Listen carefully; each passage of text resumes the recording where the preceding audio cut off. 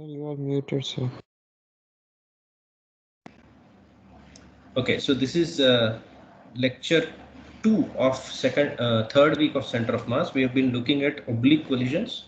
So we'll continue from where we left in the lecture 1.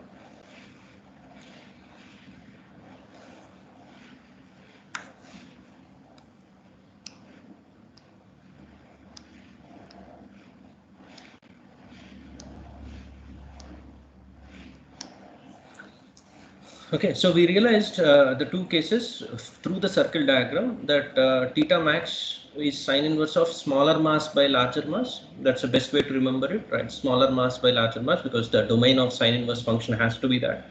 And when the domain fails, then you can have a maximum value of theta max equal to pi. Okay, so with that, all of this was for the striker. So let's see the fate of the target. So what happened to the target? Let's try to understand that. Okay, so let's now see the final configuration of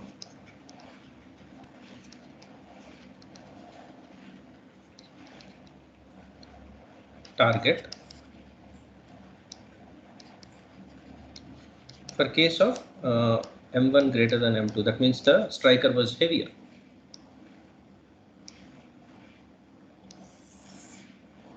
So if I redraw that circle diagram, this time I'll try to draw a normal circle so that I can see the rest of the things, because that white one. Okay, so all these periphery points are the head of the vectors of striker's momentum in CM frame. Okay, right. So how do you write it in symbolic manner? It was supposedly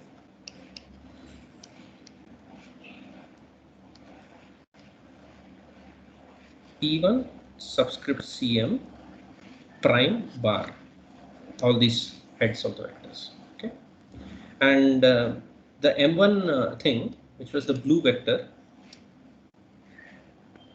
was outside like this.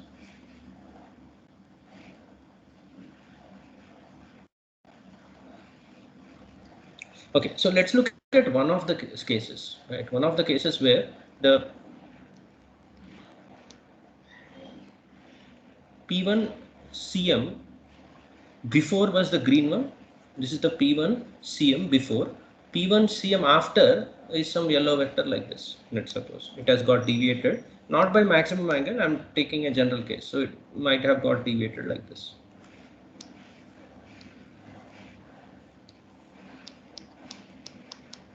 Green vector is the momentum before collision, white yellow vector is the momentum after collision. Now we are not interested in what happened to the striker after collision in ground frame. In ground frame, I think we know the answer. This is what has happened. So that is done. Now we are looking at what happened to the P2.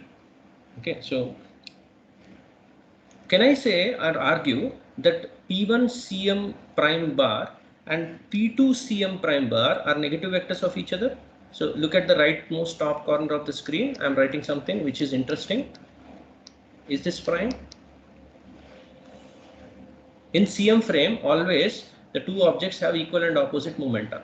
So I'll argue that if this one represents the momentum of the striker after collision, then the momentum of the target after collision should be equal and opposite in nature. So it should be in this direction of the same magnitude. Okay.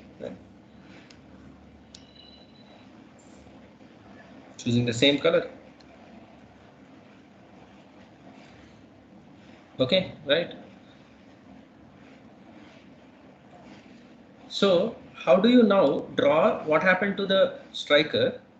Sorry, what happened to the target after collision in ground frame? Don't directly join these two. This was okay for this vector. So you make a mistake of joining this one, then that would be wrong. Okay, so let's on the sideline calculate something and then try it out. Okay, so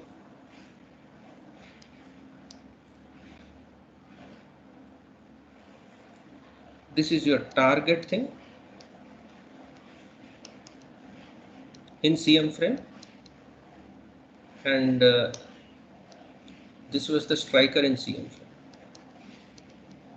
Both were equal and opposite, and these are our prime values after the collision was done.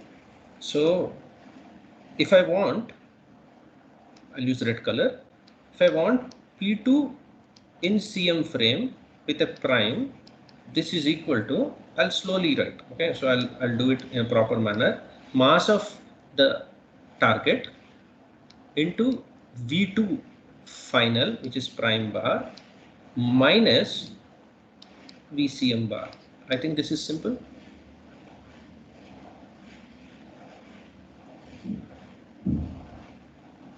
Okay, so it's the final momentum. So I'll pick this one on one side and say this is M2 V2 prime bar, which is the final momentum. What is this? This thing is the final momentum of the target in ground frame. If I bring that one, so this part goes and adds to that.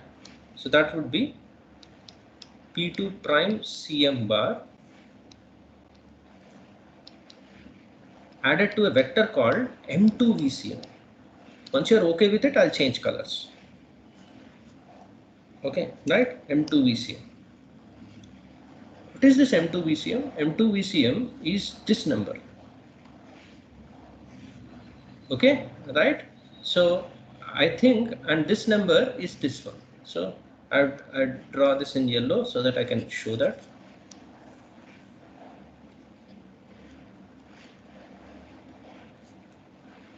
Okay, and I'll draw this in green to show that.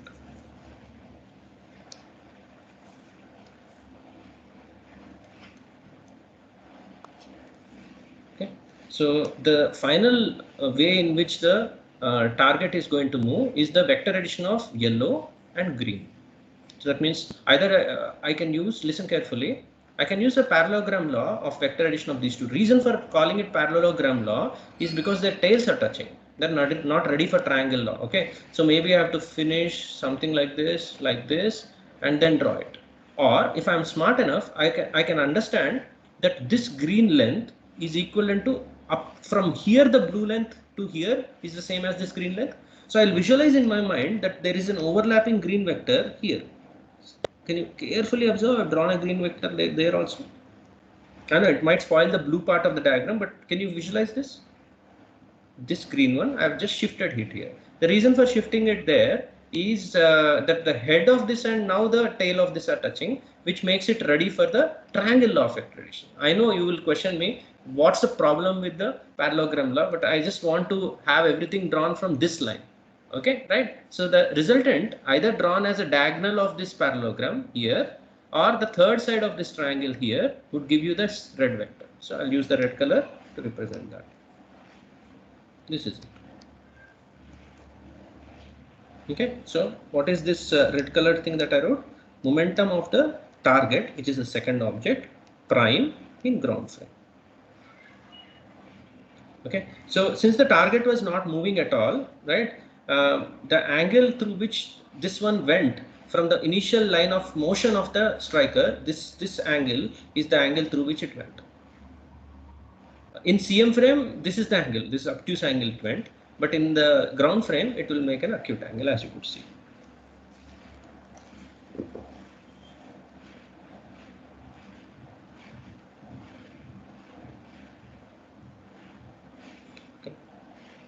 So can I say on the target, listen carefully, on the target, there was no initial momentum, and the only external force that was acting on it, assuming all this happened to be smooth, is the force along line of impact. So can I make a statement that this red line is a very significant line, and this is the line along line of impact. Okay, so making a statement now, assuming spheres to be smooth, that's what the question was given as. The target, which was initially at rest,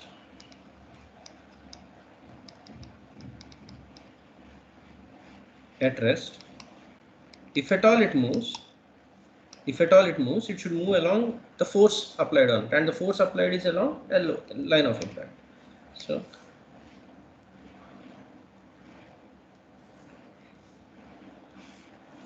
moves along line of impact, which is same as P2 prime bar direction. So if someone asks you what is the angle between the line of impact and the initial momentum, so all these reference lines, if he asks what is the angle with the line of impact, this would be that line that you should draw. Maybe I can extend this line of impact in both directions like this and then calculate all the directions.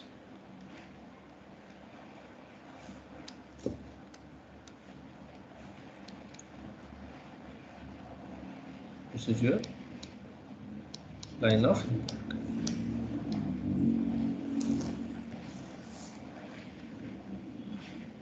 That's why we were interested in the target, what is happening. I think similarly you can draw for M1 less than M2. I'll leave that as homework for you so that you can get a practice of what's happening. These side calculations, whenever are required, you should be able to reproduce. Don't mug up anything here. You should be very quick with your understanding of prime and relative frames and all that. And with practice, you'll get that.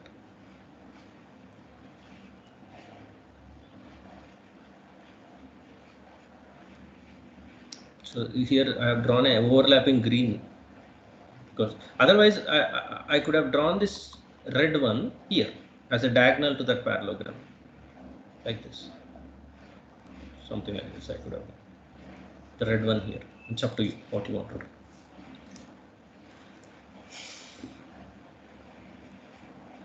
So once you're done, we'll go for a problem now.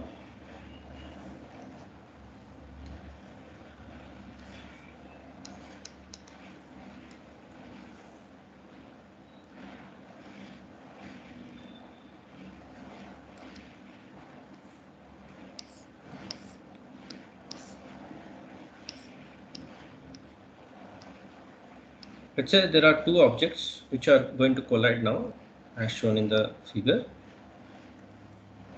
Assuming one of them is moving this way,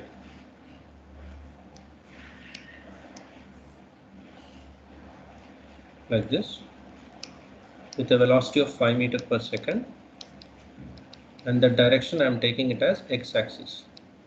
You see, this is y-axis. This was 2 kg, which one is the one that is moving, and the 4 kg is here. So what is shown is a top view of a smooth horizontal surface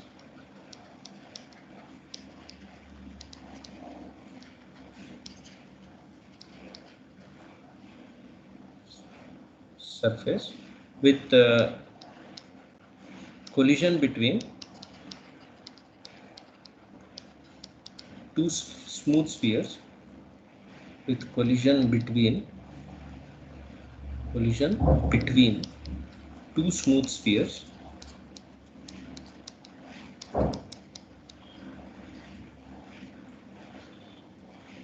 elastically, with 4 kg at rest and 2 kg moving. It was found that the 2 kg deviated by 90 degrees after collision. It was found that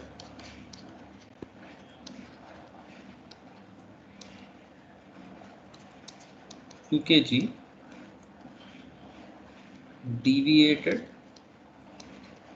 by 90 degrees after collision. So the three questions that you have to answer is, what is the angle between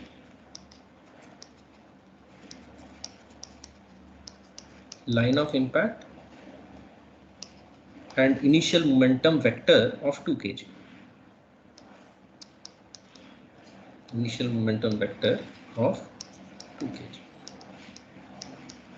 Second question, what is the final speed of 4 kg?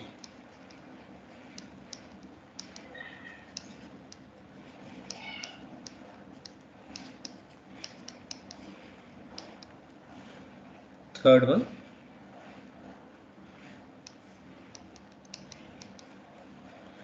What fraction of Ke is lost by? What fraction of Ke is lost by 2 kg during collision?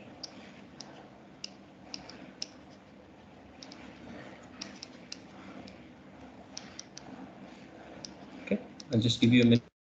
Try this one.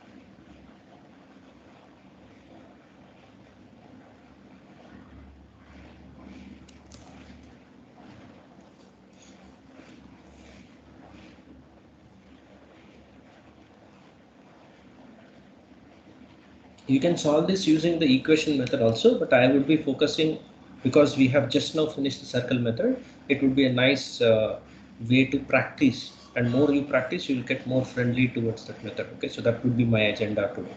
You can do the equation method as a homework, and let me know if you have any trouble by the next lecture. Okay. So this is a case where you could see the striker is actually having lesser mass than the 4 kg. So if I draw that vector diagram, that circle vector diagram, I would realize that that M1 VCM number is going to be inside that circle. 4 kg would be a double strength vector. Okay, right? So keeping that thing in mind, I'll draw a hollow circle so that my numbers are visible. And I'll borrow all the numbers from the calculation so that I can make the circle sizable like this.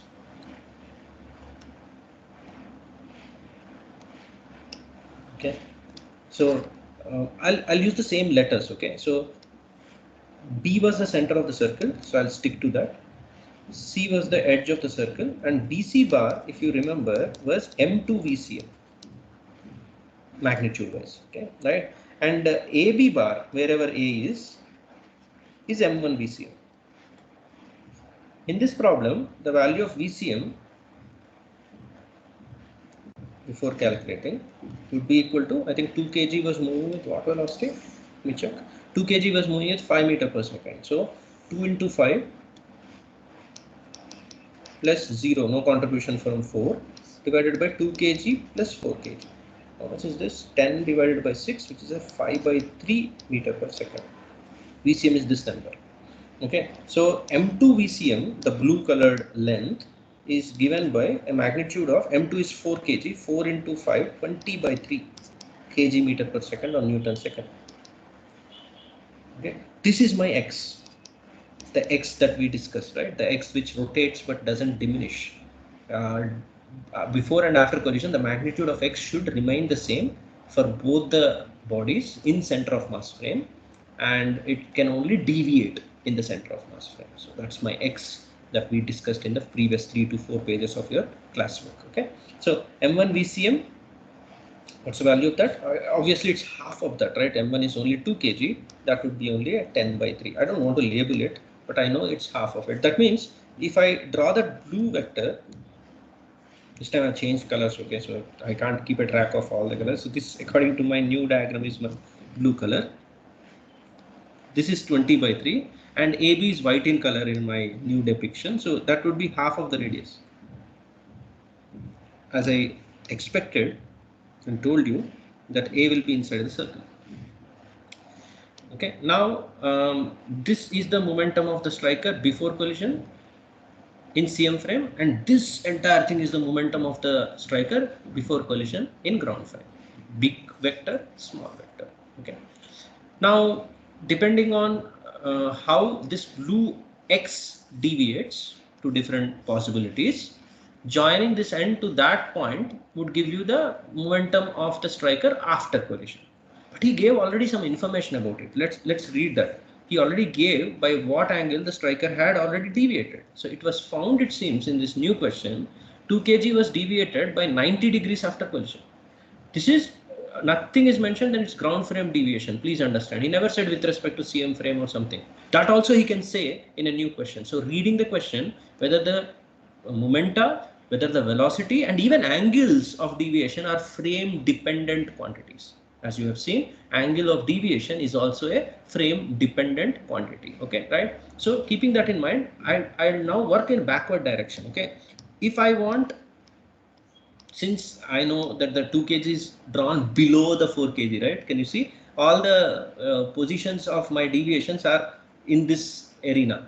Okay, it won't go up because line of impact is in this. If I had drawn 2 kg here, I have drawn upward vectors. Okay, so keeping the sanctity of the diagram, I would realize that this thing to be joined either up or down, I'll choose down because the picture in my diagram was drawn that way. Or if you're more comfortable with up, I will shift that thing and then we'll be able to do that. So like this. Got disintegrated.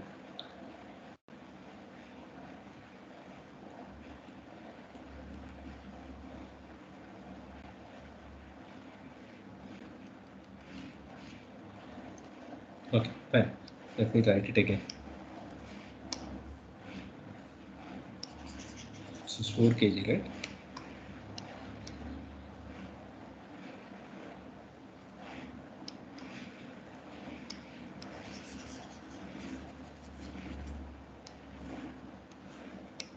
So this was 5 meters per second according to my problem, and this was 4 kg. I think we are back. Okay, so my 2 kg went up like this. So this went hit and then 90 degree of deviation. So how will you depict that in the circle diagram? Just draw it up like this. This is after ground frame has been taken as reference, which means in CM frame, what should have been the deviation? I think this blue vector should have got deviated like this. Okay, so let's make it red color.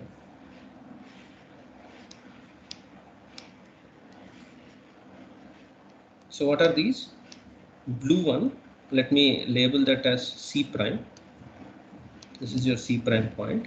AC prime is momentum of the striker prime bar. Okay, and then the BC prime is the momentum of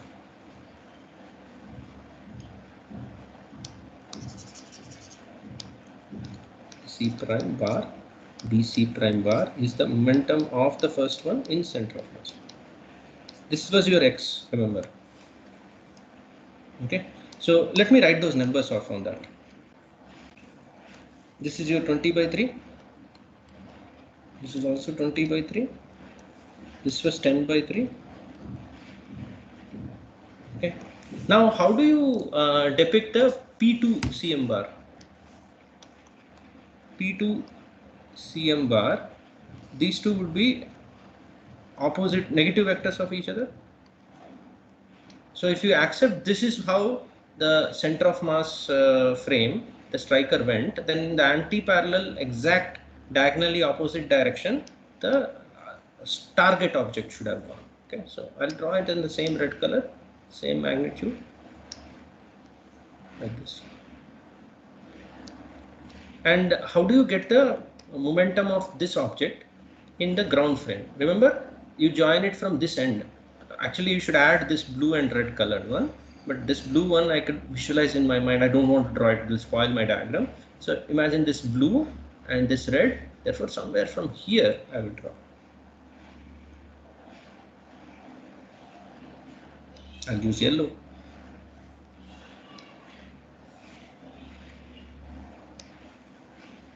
Okay, so what is the yellow vector? If this is some D, okay, so, and this is, let's say, E vector. So dE bar vector is nothing but momentum of the second object finally in ground floor, whatever that number is. Okay, so since other numbers are all known to us, this is 20/3. Let's now, with the picture complete, I would say this is the direction of line of impact. Can you see this is the line of impact? What happens to the stationary object is purely due to line of impact force. Okay, because it was not moving initially, the final momentum direction should be the force direction. Okay, final momentum direction, because F bar is delta P bar divided by delta T, or in very short duration I can do that. Then this is PF bar minus PI bar. If PI bar is 0, then force direction and the final momentum direction should be same. It's very simple concept. So this is your LOI. So I will draw this as LOI. This dotted line just to finish the triangle. Okay, let's go one by one now with the circle ready. What is the angle between LOI and momentum initial of 2 kg? I think that is ready. It is this angle. LOI and initial momentum of 2 kg is this angle. I think this is a isosceles triangle. Can you see this is 20/3, this is 20/3, and this angle is same as this angle. Okay, right? So if I can get this angle, I'm done. So let me mark. That's a right angle triangle, right? Because of the 90 degrees here. If this is 10/3 and this is 20/3, I think this angle is a pretty simple one. Cos inverse half. I think I'll get a 60 degree here. With that as 60 degree, you also know this green color length. If this is 20/3 and this is 10/3, how much should be this? I think it should be √3 times of this one. So 10√3/3, so or 10/√3. That's your final momentum of the object. You're getting everything in one step. Okay. Now, if this is 60 degrees, this should be 120 degrees. Therefore, in this isosceles triangle, each of these should be 30 degrees. I got the answer for that also. Line of impact direction with the initial momentum is 30 degrees. I think during the course of this problem, I got rest of the questions also, if you carefully observe in one step. So first one's answer is 30 degrees. This is 30 degrees. I found out just now. What is the final speed of 4 kg? What is 4 kg finally doing? I think it is doing this one. How much is this length, by the way, in this isosceles triangle? If this is 20/3 and this is 20/3 and it's an isosceles triangle, I think either you use cosine rule or just drop a perpendicular here. Half of this yellow length is 20/3 cos 30. Therefore, this total yellow length is 2 times of 20/3 cos 30. Remember, all this is a momentum diagram. Okay, so he asked velocity, so please be careful. How much would this number be? 40/√3. Oh, not 40/√3, it's √3/2. So 20/√3. 20/√3 Newton second is the momentum that you have for the second object prime bar. He said V2 prime he wanted. V2 prime is P2 prime divided by M2. What is mass of M2? 4 kg. So you have to divide that with 4 kg, and I think your answer is 5/√3 meter per second. That's your velocity of the second object after collision. So the answer to this 5/√3 meter. You know the direction also. If the examiner didn't ask speed and he is using this vector directions, with x-axis that thing is making 30 degrees. So let me finish that also off. You never know what they'll ask in the exam. So this 5/√3, whatever I'm drawn in that picture is going like this, making an angle of 30 degrees with the initial momentum. X direction is initial. I think you can further take the components as 5/√3 cos 30 I cap plus minus 5/√3 sin 30 j cap. If required, I asked speed. If I had asked velocity vector, then we should be able to do that. Done, I think. What fraction of K is lost by 2 kg during collision? What happened to 2 kg, let's suppose? 2 kg was moving. Don't take this, please understand. This is nothing. In ground frame, this is what 2 kg was doing. The entire momentum of 2 kg is this thing. Okay, right? So 2 kg momentum wise,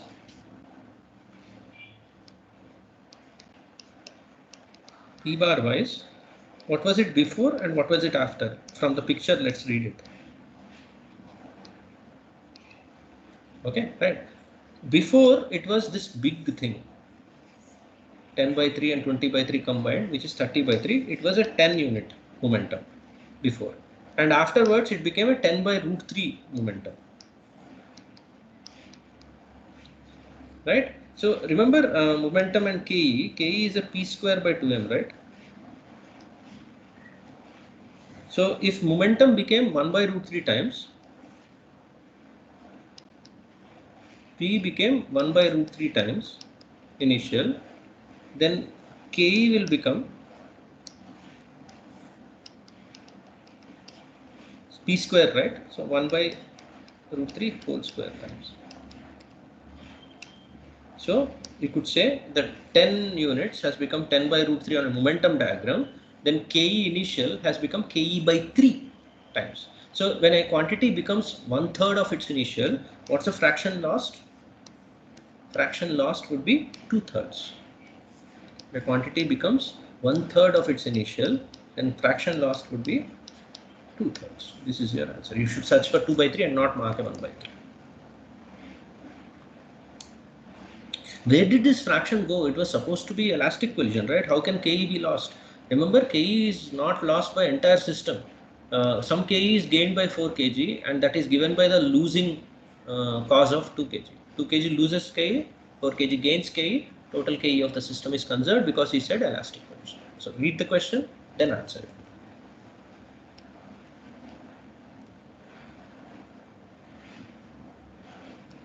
These are difficult questions for beginners especially. So once you're done, you need to revise them. Put pen on paper again. Try to reproduce all of this solution on your own again.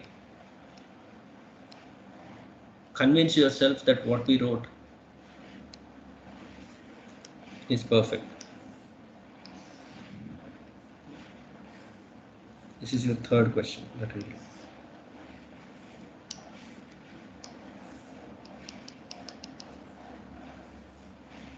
This is your second question.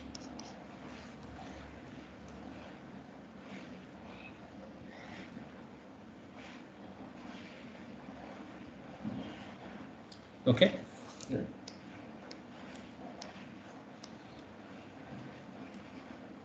Let's move on to the next one.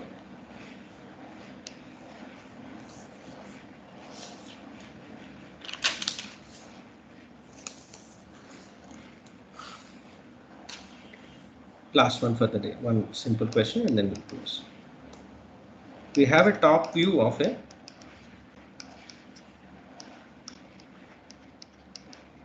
smooth horizontal table.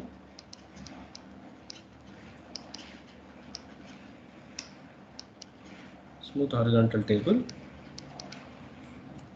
and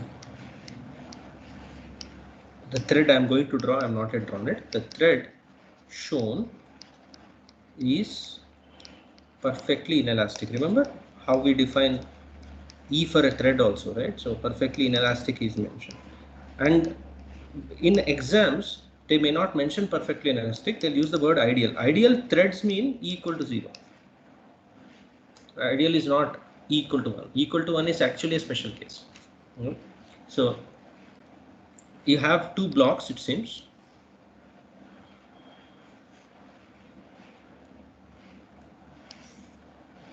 Two blocks. One is a 2m mass. Another one is mass m. So I'll put them here. They are connected by the thread that I was talking about. This is the top view on a smooth horizontal surface. So then you strike it with an impulse. This mass, you strike it with an impulse. J vector was given to that. This angle is theta, angle between the thread and this line of imparting of impulse. Remember, the word imparting will be used. That line of imparting would be theta. And initially 2m and m both were at rest. So this is 2m and this is m. Both initial velocities were 0. They were just not moving. So questions are very simple. The length of the thread is also given as L. Assume the body's sizes are point masses. Okay, so don't consider the size of these objects. No rotation involved for this chapter. Find the velocity of small m just after J is imparted. That's the first question. Second question is tension in the thread just after the J is imparted. And find the radius of curvature of small m's motion just after J is imparted. So since all of them are just after J is imparted, let me make it a common question. Just after impulse J bar is imparted, just after the impulse J bar is imparted, calculate. First question, velocity of small m. Second one, tension in thread.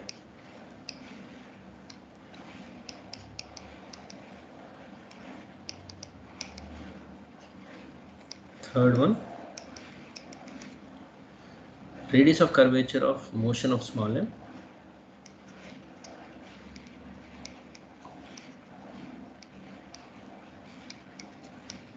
Okay, so just give you a minute, try this one. Okay.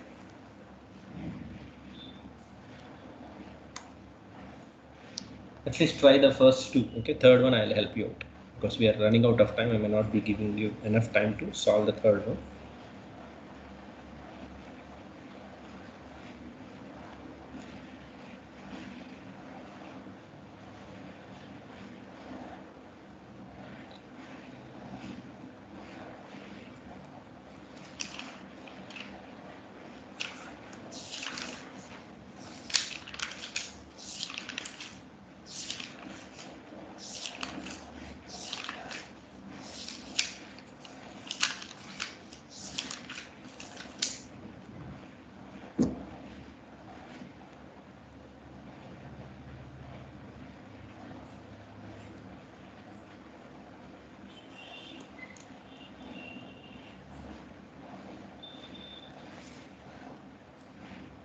As you're trying, I'll just draw the diagram for my analysis.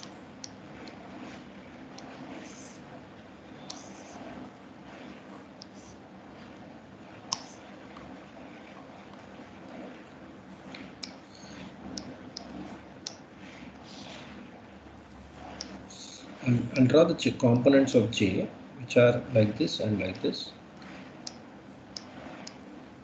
And tension will also be an impulsive one during the J action of J will cause the tension to be impulsive like this on each of these objects. But the J force, or force due to J, I should say, J is not a force, J is the effect of that force, would be acting in two directions. One is a J cos theta. I see a cos theta this way. And this will be a sin. It's a very crude diagram. I should have actually drawn them separately, but yeah, combined. We all know that this 2m mass, whether it is impulsive or not, can only have a force this way. So this will only get a velocity in this rightward direction. Cannot have velocity this way. Whereas this one, because this J sin theta is an unbalanced impulse in this direction, this will have a two-dimensional velocity looking from the top view. So for this one, I'll assume two variables, one this way and one this way. Second important thing, initially it looks like three variables, two for this and one for this. I'll directly use the fact that this thread is ideal. Remember, E is equal to 0 ensures that the velocity of this small m's component this way along the thread and this 2m's component, only velocity, not the component, only velocity this way should be equal to each other. So makes it a two variable problem by already using E equal to 0 for the thread. So I will assume that this one has a Vx and a Vy velocities. This one has a Vx and a Vy, and this one only has a Vx. And I've already set convinced you that this should be the same Vx. Can you see? This and this being equal to each other. Okay, right? So I'll write impulse momentum equations. Remember impulse momentum. Remember the problem last week where we dropped a particle on a pan, right? During that hit, the entire pulley system gets an impulse, and we wrote impulse momentum equations. Okay. So for small m, in x direction, so I'll demarcate the analysis. This is x direction for each object, and this is y direction for each object. Y direction for 2m is not there. Okay, so I'll directly write for small m. So in y direction for small m, this way, j sin theta is the whole and sole responsibility for the production of Vy. Therefore, I would be able to write, not using exactly same colors, j sin theta is equal to small m into Vy. Agreed? Simple. X direction for small m would be j cos theta minus, don't say t. Remember, j is Newton second. T is not, right? So you have to integrate t over the duration of whatever is happening, or on the sidelines, think integral t dt is j prime. Impulse imparted by tension during the so-called interaction is j prime. That I can use in my equation along with j. Okay. So with that j prime in my mind, j cos theta minus j prime should be equal to small m into Vx. This is for small m. For 2m also I should be able to do that. The entire j prime that I had in the first equation would act for the 2m also, producing its own Vx. What are the variables? Variable list. Variable list is Vx, Vy, and even j prime is unknown. 3 variables, ready, 3 equations are done. Okay, so you add these two, you will end up getting Vx, and you directly have Vy. And also, if someone had asked, I think he did ask. Okay, so find no, this is not tension in the thread during collision. This is tension just after, right? So don't jump to the conclusion that this j prime is related to this t in the question. So after j bar is imparted, is asking tension. So please be careful. Just calm down. We don't require j prime, so I'll eliminate it. Let's just get the Vx. Okay, so Vx value comes out to be j cos theta divided by 3m. Very nice. Vy value comes out to be j sin theta divided by m. So we are done with the first part. How do you find the tension in the thread? Now this is after the imparting of the velocities, right? So now the new value of tension will come. This is impulsive tension T. Now the new value of tension, I'll call it as T1 just after the impulse is over. Okay, so we should be very careful in such problems. The second part of the problem, have some patience, redraw the diagrams. You should realize that this diagram was an impulsive FBD, whereas this one is the normal FBD that we are drawing. Okay, right? So let me write that. Last week we used this language. This is impulsive FBD, and this would be the normal FBD. Okay, in this normal FBD, the same colored thread will apply a different value of tension. So that tension is T1 and T1. Okay, right? This is 2m, this is m. And they were supposedly moving with some velocity components, right? So this was going with Vx, Vy. This was having the same Vx. So we know these numbers, not an issue at all. How do you find this tension? That's the question. I think the best way to solve such a problem, last week also we had similar situations, is sit on one object and claim that the other object's distance from that this object will not change. And that's the claim I can make, right? You sit on one of the objects and then watch the other one. Because the distance between them has to be maintained, it should move in circular motion. Okay, it should move in a circular motion. And since in that circular motion, there won't be any force perpendicular to the line joining the two, it's a uniform circular motion. Okay, so let's make that idea. Now I'll sit on this object. I'm choosing to sit on that's 2m. Okay. Once I sit on this and watch the FBD of this one, remember it's a non-inertial frame. Okay, so I have to draw all proper careful vectors. So force-wise, real force is T1, no doubt at all. The whatever T1 you had here, that is the real force here. But this guy is an accelerated frame of reference with his own acceleration of T1 by m.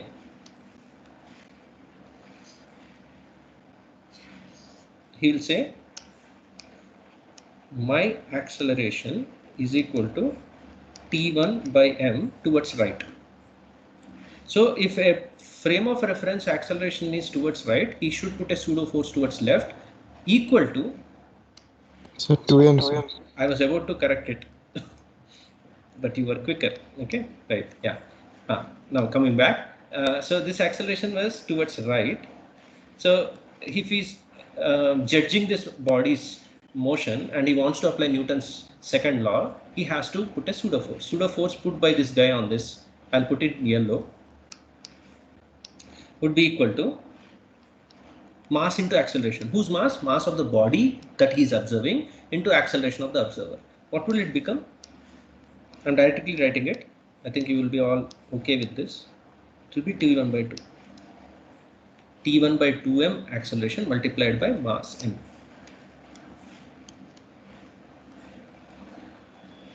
Okay, this is force wise what he sees.